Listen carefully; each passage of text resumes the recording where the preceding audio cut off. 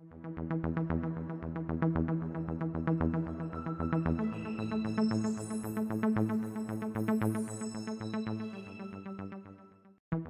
afternoon, and thank you for joining us on ABC50 Now Live. I'm Isabella Colello. It looks like we are going to have some sunny and cool nights throughout the North Country as we head into the new school year. Let's get the latest weather update from Storm Team meteorologist John D. Pasquale. Hello everyone, happy Wednesday, North Country. Let's take a look at our forecast for today. A few scattered showers around, but much of the day is going to be dry. Watch out for some water spouts on Lake Ontario. Temperatures today are going to be in the 70s, nice and comfortable with that gusty breeze out of the west. This evening, a good deal of sun, nice looking sunset, I think. Later on tonight, after say 8 or 9 o'clock, expect maybe a couple of showers to pass through with a cold front. That's right, a reinforcing cold front, low and mid 50s for lows, some 40s in parts of the North Country, in the Adirondacks, I think.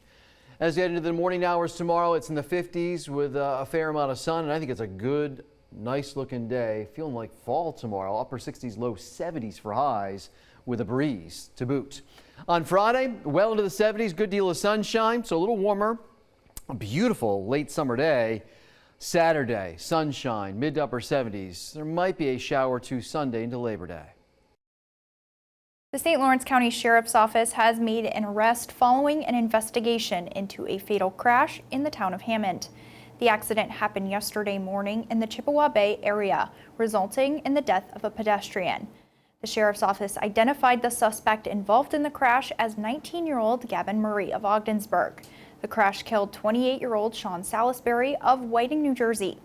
Murray was arrested on charges of leaving the scene of a personal injury incident resulting in death and tampering with physical evidence, both felonies. The CHIPS Act is a big conversation in New York as it is considered a game changer for local manufacturing companies. To address the impacts of the new legislation, Senate Majority Leader Charles Schumer visited Corning Incorporated in Canton on Monday, where he met with St. Lawrence County officials and leaders from nearby colleges. It makes the largest investment in American innovation and manufacturing in decades, and is going to bring federal investment to every corner of New York. We couldn't make chips without the critical glass components that are made right here in Canton. This visit was timely following a recent report stating that Micron Technologies in Texas is considering Texas for a $60 million chip facility. This factory was previously proposed to be built in Clay, New York. Corning was noted as one of the largest employers in the North Country, and according to company leaders, 90% of over 300 employees are from the region. Local colleges said that increased production of microchips through the CHIPS Act will provide jobs for their students, including SUNY Canton and Clarkson University. Fort Drum took a moment of silence on Tuesday as families and soldiers gathered for the annual Remembrance ceremony. This is held every year during Fort Drum's Mountain Fest week, and Gold Star families are welcomed to the military base from across the nation. 10th Mountain Division Commander for Operations Brigadier General Jason A. Curl led the ceremony as he served as this year's guest speaker.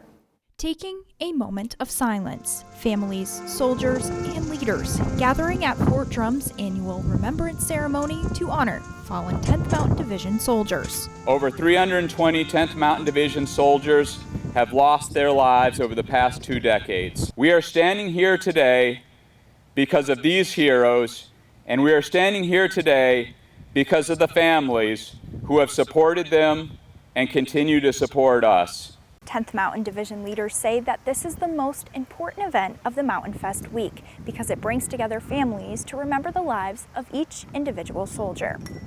They paid the ultimate sacrifice, and they paid the ultimate sacrifice for millions of people they've never met. And it's critically important for us to remember them and remember what they have done for our country. This includes Specialist Justin Coleman, who was killed while serving in Afghanistan in 2009. Justin was a combat operator. He lived for the job. He was a very supportive man to all of his fellow brothers. Standing in place of Justin and the hundreds of fallen soldiers are the Gold Star families, which took precedent at Tuesday's ceremony as they keep their soldiers' names alive. We ask so much of our soldiers, and to keep fellowship with all of their families is critically important to us now and into the future. to make sure that fathers and mothers like Mr. Dean, that they know that they're appreciated and respected, and that there's many brothers and sisters out there that support them. That's what this is about. The ceremony concluded with a 21-gun salute and the playing of Amazing Grace and taps by the 10th Mountain Division Band. Fort Drum Mountain Fest activities began today at noon on Division Hill. In order to accommodate additional traffic for Mountain Fest, Nash Boulevard from Tigris River Valley Road to Bompardo Bridge was closed down at 5:30 this morning and will reopen tonight at midnight. Anyone who needs access to the airfield during this time should use the Wheeler-Sac Army Airfield Gate, which will be open until midnight on Wednesday. Officers loop in all roads beyond will be limited to traffic with certain passes, including those with VIP, handicap, vendor, and concert staff passes. All Mountain Fest events today are free and open to the public. Attendees without a DoD ID must enter Fort Drum through the Lewis Avenue gate.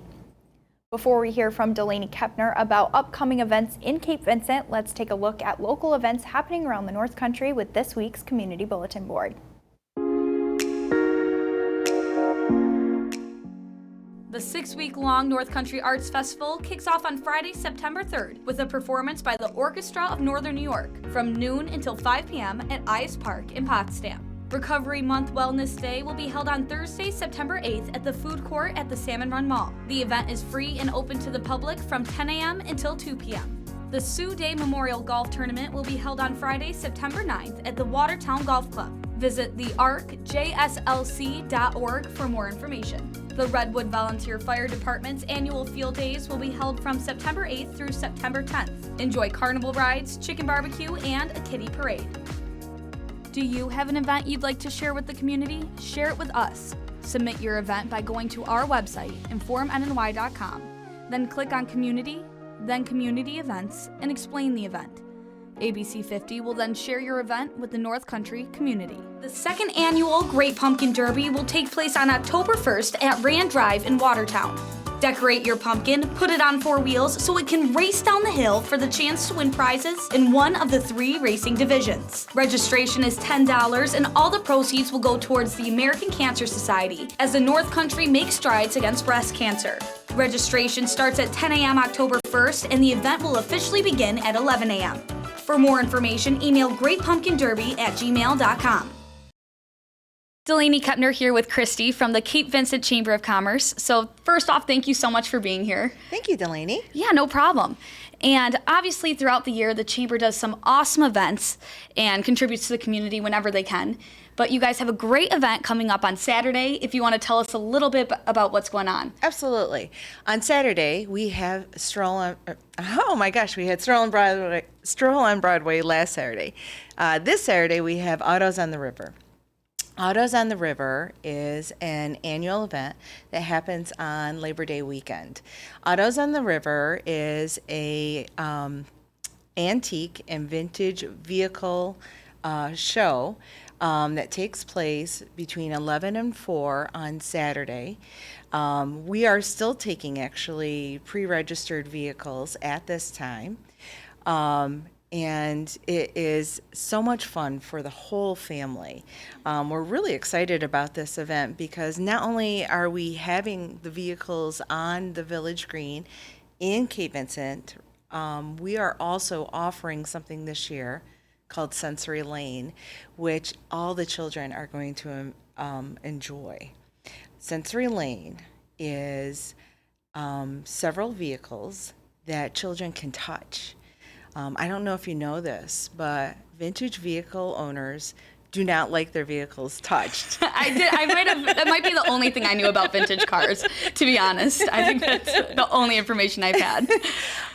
So we created Sensory Lane for children to have something to touch.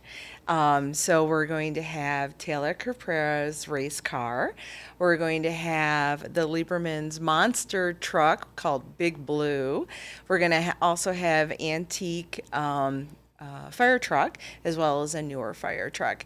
So it's going to allow the children to explore and discover these vehicles, get their pictures taken with them, and the vintage vehicle owners will be very happy that their vehicles won't be touched. How cool, and what a great idea. And what a better weekend for it, and for the whole family. Absolutely. Plus, it's supposed to be really good weather this weekend as well. Doesn't get any better. And even though we don't want to think about it yet, summer is kind of nearing an end, and fall is coming up. And we kind of have to face it, but there's some great events happening locally, especially in Cape Vincent for the fall season, including Oktoberfest. Yes. So tell us a little bit about what's going to happen then. We're so excited about Oktoberfest. Oktoberfest is actually second to French Festival in Cape Vincent. It's one of our largest events. It's going to be taking place on September 24th in Cape Vincent. It's going to happen on the Village Green at 357 Broadway. It is already set with Bavarian singers and dancers.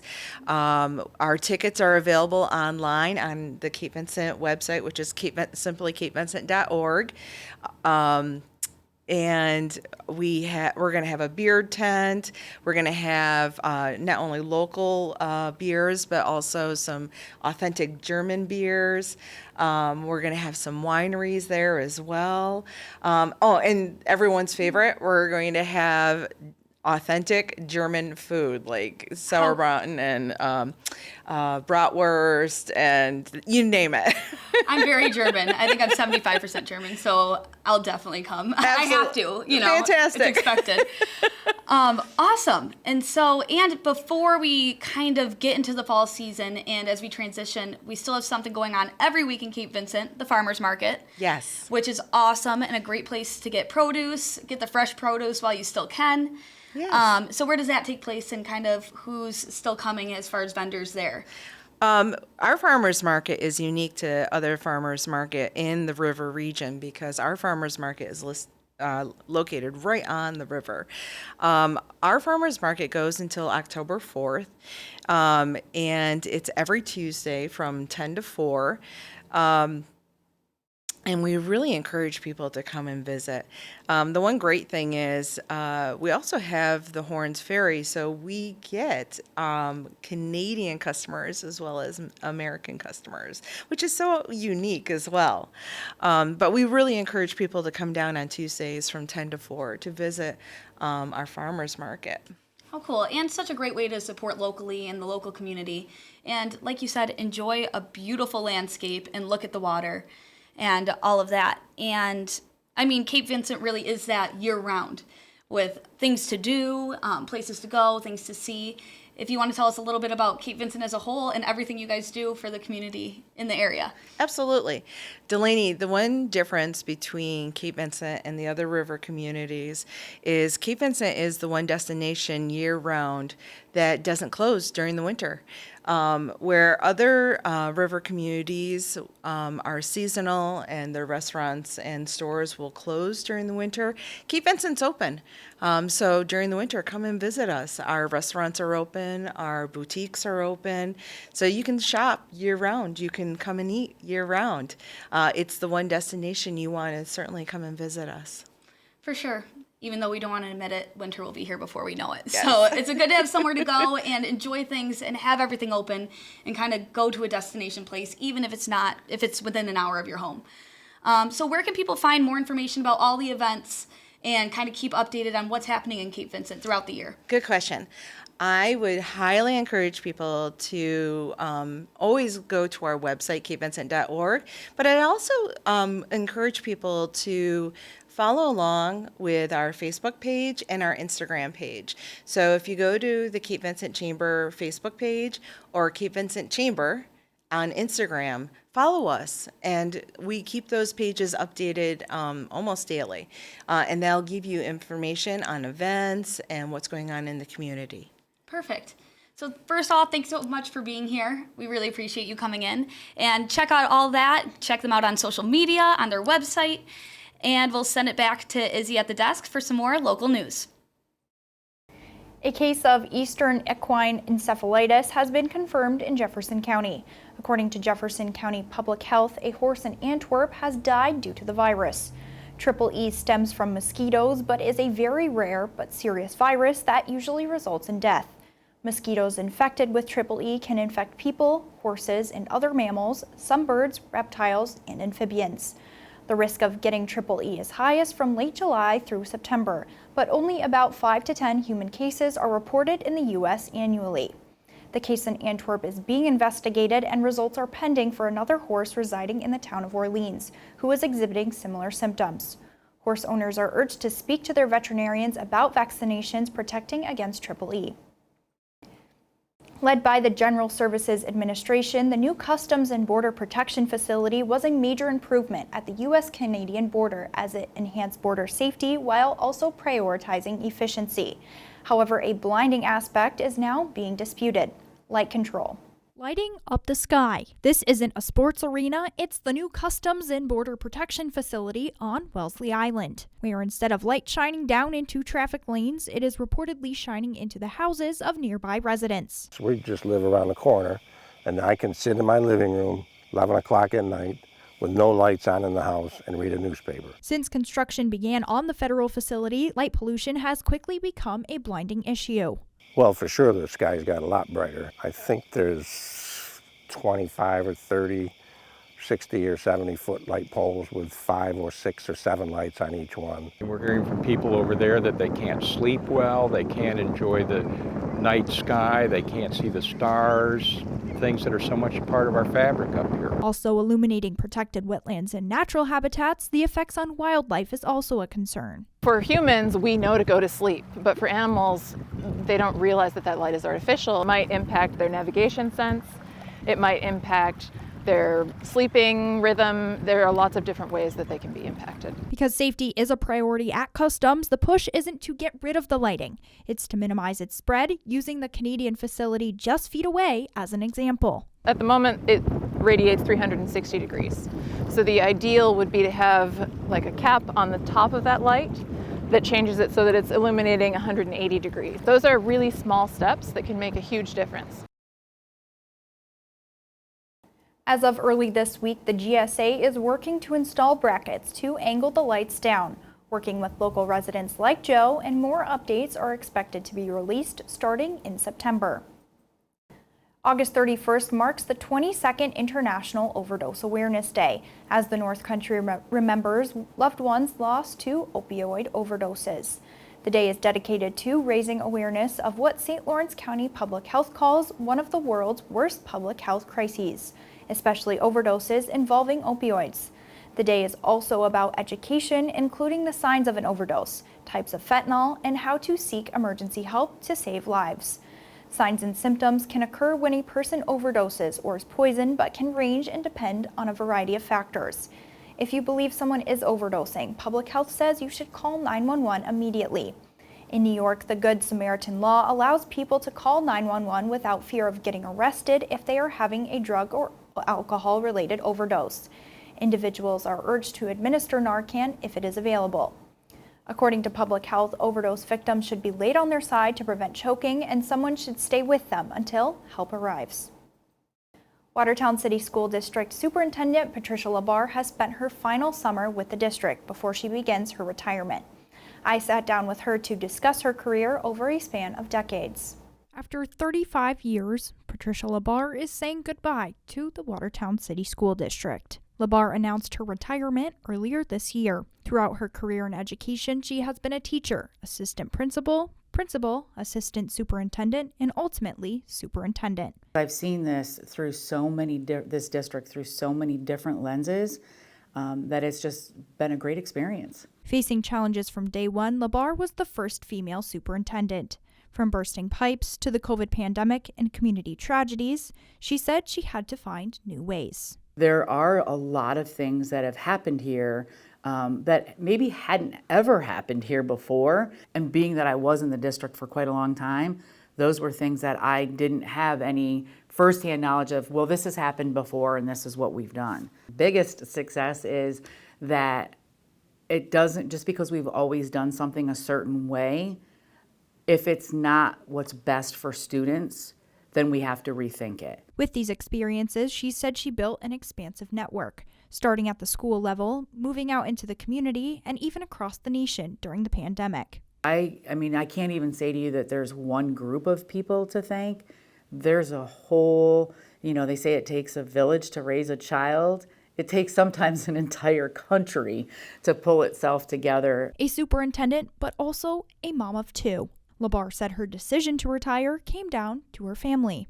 Having both of my children start kindergarten and graduate from this school, this district, a place that I love, has just been really wonderful for our entire family. But now it's time for me to give to my family what I have given to the district. Looking ahead to her final days in her role, she took a moment to remind the community on the true priority in education, the students. Now is really a tough time in education for many different reasons, not just locally, but statewide and nationwide. I think it's time for people to start to pull together and start to realize that kindness does matter. We're here for kids, we're here for education, and then all of those other things are a bonus. Our district mission statement, if we could all live by that caring culture, I think that's where it starts. Today marks Mrs. LaBarre's last day with the Watertown City School District as her retirement officially begins tomorrow, September 1st. September is also the start of school for students throughout the North Country, of course, the official start of the professional football season, which means it's time for the Pro Football Challenge. The contest is open for registration now. You can compete against other football fans in the North Country and against our VIP pickers, including our very own Delaney Keppner. Local players will have a chance to win gift cards to North Country Indoor Golf Weekly. You can find the Pro Football Challenge along with more chances to win on our website under the Contest tab and on the ABC50 mobile app. While you're here, you can also subscribe to our daily newsletter for local news delivered right to your inbox every morning, and you can continue to stay up to date by tuning into News Channel 9 on ABC50 for a full hour of news, weather, and sports every weekday at 5:30 p.m. Thank you for watching ABC50 Now. I'm Isabella Colello. We'll see you again next week.